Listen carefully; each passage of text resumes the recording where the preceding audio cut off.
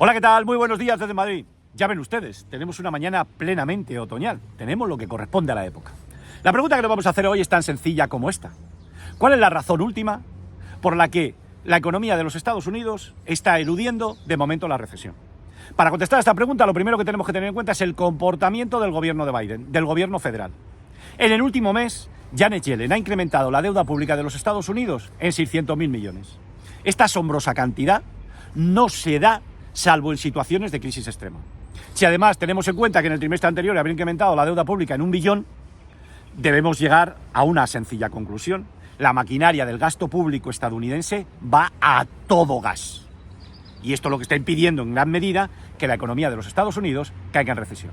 Ahora bien, vamos a los datos. Ayer se publicaron los datos de crecimiento del PIB del tercer trimestre. Y la verdad, la tasa de crecimiento fue enormemente alta.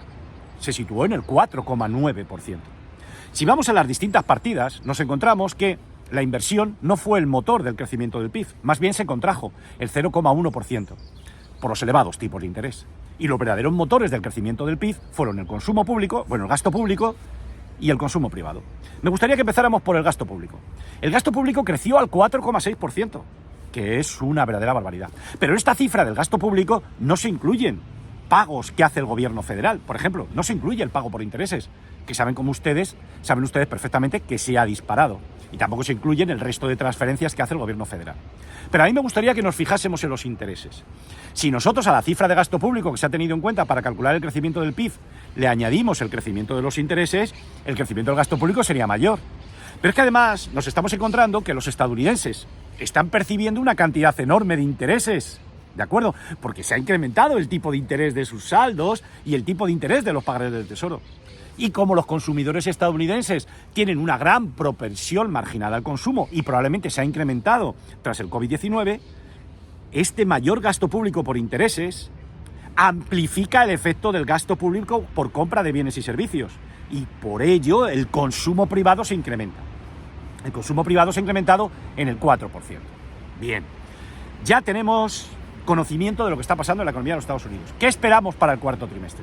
Bueno, nosotros esperamos para el cuarto trimestre que los aumentos de la incertidumbre, el efecto acumulativo de las subidas de los tipos de interés provoque un crecimiento del PIB menor, ¿de acuerdo? Y una inflación mayor.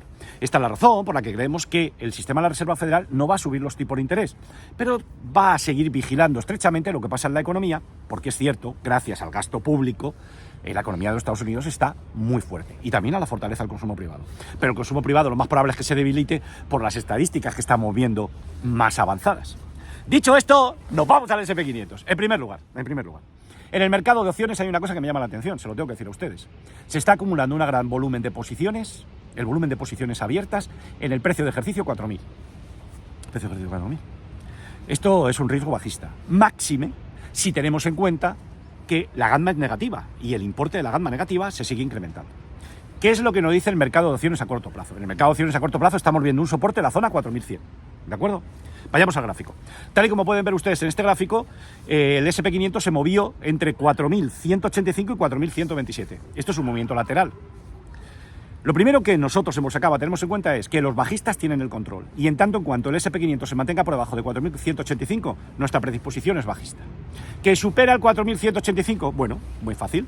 Lo más probable es que se produjera el despliegue de un tramo al alza que podría enviar al S&P 500, como pueden ver ustedes ahí, a la zona 4.230, 4.250. Y honestamente nosotros ahí, en Bolsa Acaba, con este sistema de especulación, volveríamos a buscar el lado corto.